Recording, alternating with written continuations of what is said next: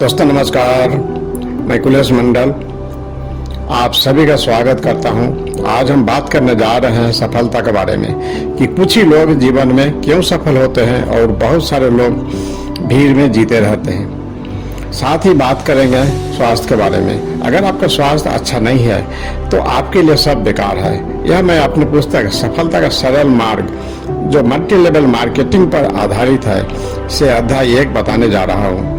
इस पुस्तक में वह सभी छोटी छोटी बातें दर्शाया गया है जो सफलता के लिए ही आवश्यक नहीं है, जीवन के हर क्षेत्र में इसकी जरूरत है। मुझे पूर्ण विश्वास है यह पुस्तक आपके लिए मील का पत्थर साबित होगा।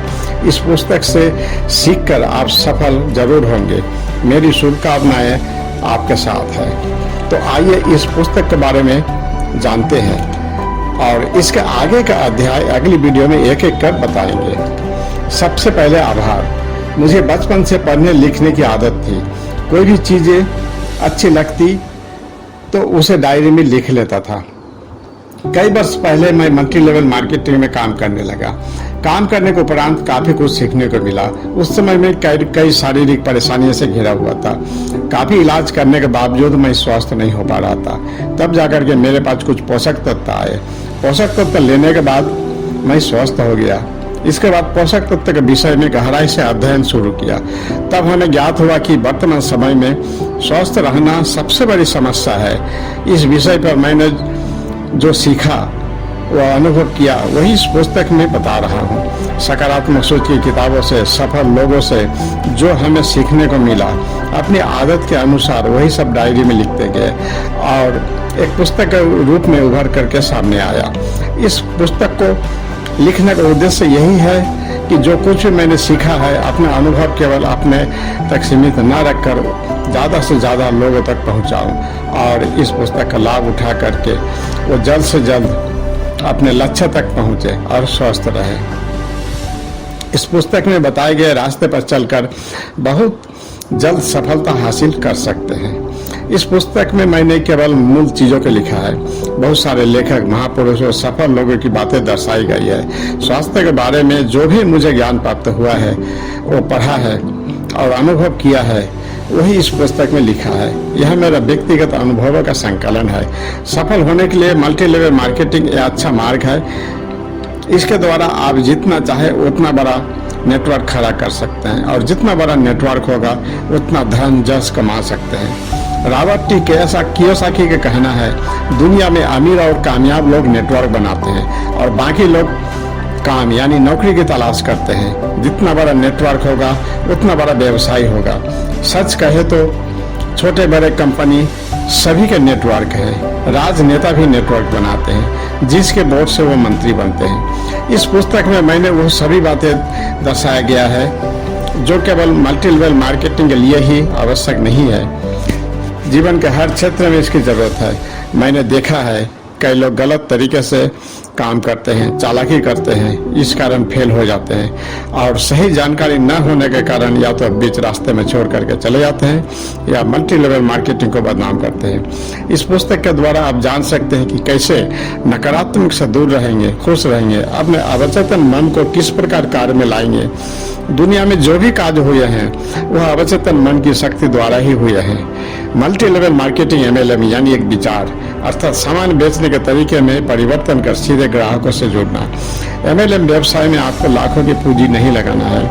अपनी सोच बदलकर थोड़ी पूंजी से भी आप सफल हो सकते हैं।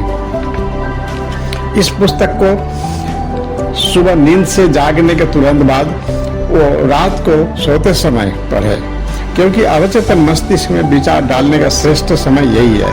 अवचेतन मस्तिष्क सोने से पहले और सुबह उठने के फौरन बाद सबसे ज्यादा उघड़ा और खुला हुआ रहता है। मैं हिंदी भाषी नहीं हूँ, इस कारण कुछ समस्या भी आए, परंतु मेरे सपनों के आगे समस्याएं छोटी हो गई। इस पुस्तक को लिखने में मुझे कई लोगों के सहायता मिले, सभी का मैं आभार प्रकट करता हूँ। सफलता का सरल मार्ग क्या है, आइए जानते हैं। सबसे पहले प्रकृति का वरदान से विश्व में समस्त जीवों को जीवन देने के लिए ईश्वर ने हमें जीवनदायिनी चीजों को प्रदान किया है, जैसे जल, वायु, प्रकाश, ऋतु आदि।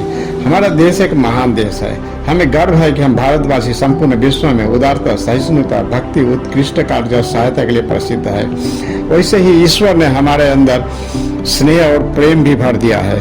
सदियों समय जीव जंतु वनस्पति के प्रति संवेदना भी सिखाई जाती है। भारतीय संस्कृति में नैतिकता की अवधारणा में उनको गुणों को शामिल किया गया है। मानवीय एकता, सत्य पर विश्वास, उदारता, अन्याय के प्रति संघर्ष, साहस, सच्चरित्रता, निष्प्रियता, सहानुभूति, संवेदना और समन्वयवादी दृष्टिकोण आदि। जिस कार्य से सभी का हित हो वह पुण्य है। जब तक दूसरे का भला नहीं होगा तब तक स्वयं का भी भला नहीं हो सकता, और जिसमें दूसरे का हित होता है उससे अपना अहित कभी नहीं होगा। हर मनुष्य का ही सिद्धांत अपने जीवन में अपनाना चाहिए कि कर भला तो हो भला। अनजाने में हमसे कभी कदार गलती हो सकती है और उसके लिए क्षमा मांगी या दी जा सकती है, परंतु जानबूझकर दूसरों का बुरा करने की इच्छा से किया गया कर्म पाप है। पैर में चुभे कांटे को कांटे से ही निकाला जाता है, परंतु दोनों कांटों में फर्क यह है कि एक कांटा दर्द देता है और दूसरा दर्द से उबारता है। मनुष्य के कर्म भी इस कांटे की तरह है। जीवन में सबसे बड़ा पाप दूसरे को पीड़ा देना है और सबसे बड़ा पुण्य है परोपकार। मनुष्य के कर्म की महत्ता उसकी उपयोगिता में ही है।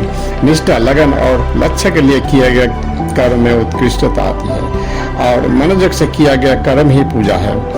प्रकृति के वरदान की तरह लोगों की सहायता करके आप स्वयं सफल होते हैं एवं लोगों को भी सफल होने में मदद करते हैं, जिससे परिवार, समाज, देश समृद्धि की ओर बढ़ता है। इसके लिए बौद्धिक, सामाजिक और आध्यात्मिक की आवश्यकता होती है। सद्गुण, सात्विक दृष्टिकोण, सत्यनिष्ठ होना, संयम, उदार और नम्र व्यवहार, यह दैवीय शक्तियाँ जिनके पास है उन्हें सर्वत्र मानसिक सुख और शांति प्राप्त होता है। सांसारिक कठिनाइयाँ उन्हें विचलित नहीं करते। इसके लिए आपको एक अच्छा नागरिक, एक अच्छा माता पिता, एक अच्छा पुत्र पुत्री, एक अच्छा मित्र बनना है। इससे आपको मिलती है स्वास्थ्य, असीमित समय, पैसा और सुरक्षा, जो विश्व में बहुत कम लोगों को उपलब्ध है।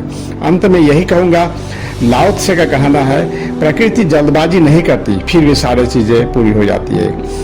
दोस्तों, अध्याय 1 आज यहीं समाप्त करते हैं। इसके बाद अध्याय 2 अगले वीडियो में बताएंगे। आपको पसंद आया हो तो लाइक, कमेंट, शेयर जरूर करें। धन्यवाद। जय हिंद, जय भारत।